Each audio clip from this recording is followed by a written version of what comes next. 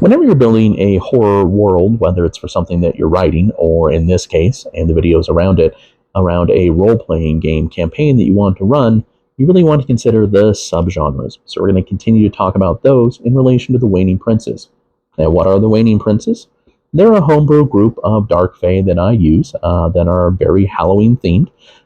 They have a lot of common horror elements that are mixed into them, and they're great for this season, or any season really, and we'll definitely be covering them soon.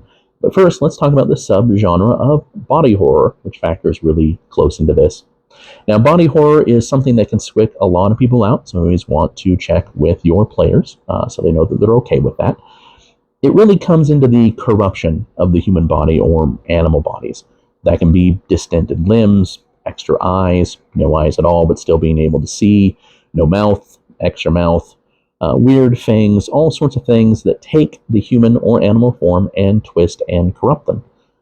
There's usually a lot of slime and a lot of blood and a lot of gore that's involved with it. So again, you always want to be cautious.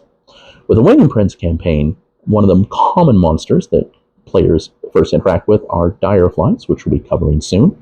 They're basically a horrific insect that loves to nest in living things. So that triggers some phobias there right off the bat, especially as they pop out a lot of holes as they convert people into hives. Sometimes that slowly devolves the people into gelatinous-like substances made of blood honey. Sometimes they become walking hives themselves, spawning more and more direflies as they move along.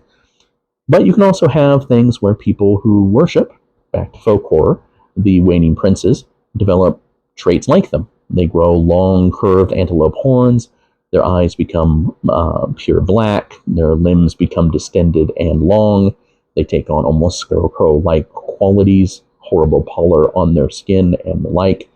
Even dead bodies don't stay dead, per se, but instead of usual zombies, they bloat up with horrible rot and float about, spreading contagion. All those are really body horror sort of things that are really going to give many players the willies. So again, you want to check with them and make sure that they're okay. Now, some really good things to watch if you want to get in the mood for running body horror. The Thing is always instant classic when it comes to that, from John Carpenter.